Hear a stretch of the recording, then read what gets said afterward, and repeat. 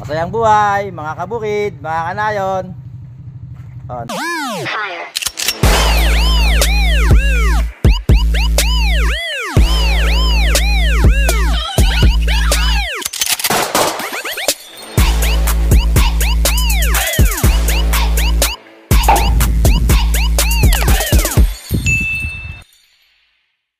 Dito po kami sa aming kapitbahay.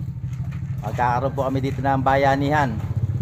Amin pong bubuhatin tong bahay kubo. Lilipat namin doon sa farm para mayroong masisilungan. So tara.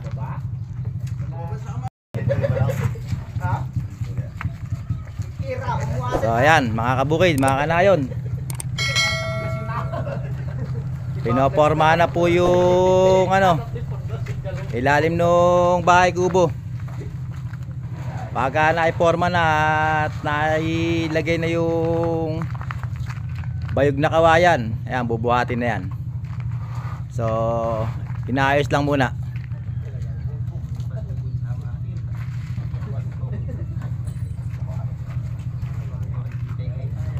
Ganito po sa aming nayon, bayanihan. Talagang hindi pa po nawawala yung ating bayanihan, yung ating tradisyon sa mga probinsya.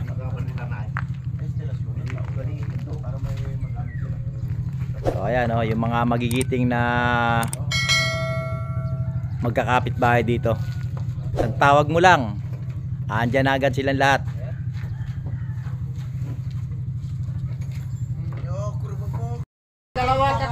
So yun, mga kabukid, kaya-kaya na. Yun. Yun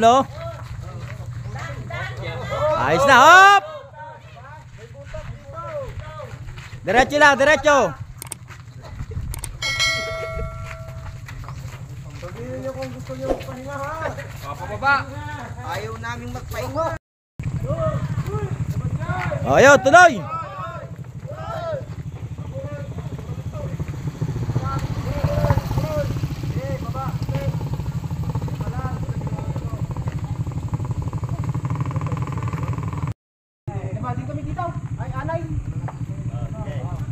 So yun guys, tuloy-tuloy lang ha.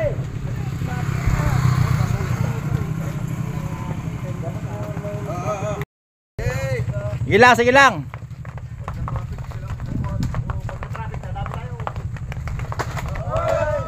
Hop! Abante, abante! Hop!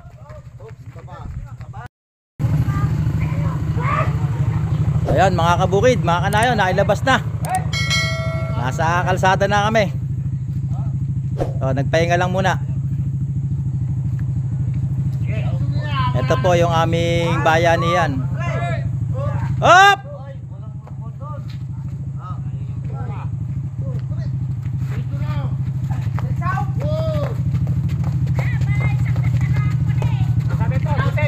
Kabeg, kabeg, kabeg.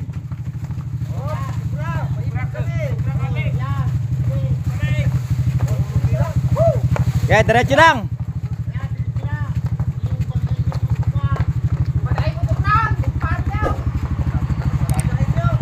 Basta lang kayo sa kalsada lang. Sige lang, sige lang. Hop!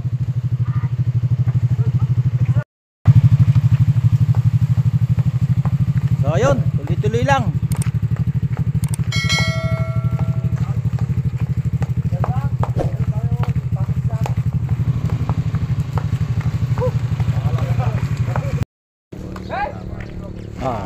Mga kabukid, mga kanayon. O ayan ha. Tuloy-tuloy lang tayo. Ito ang bayanihan dito sa aming nayon.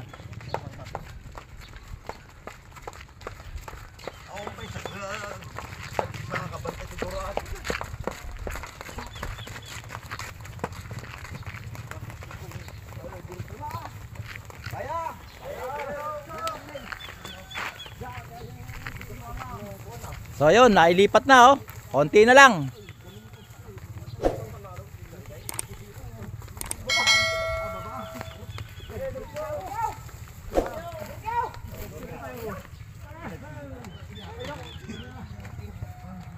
So, pahinga lang muna uli ha. Oh, balik tayo. Ayan, malapit na matapos. Mga kabukid, mga kanayon. Hinahanapan na lang ng pwesto kung saan ilalagay itong kubo na to. So, napaka saya lang pag ganito yung ano sa aming bayanihan. Ayun na.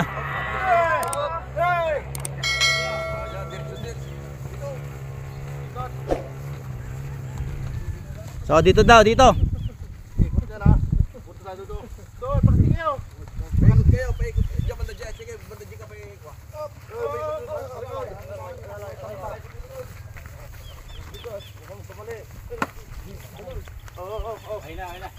Yan.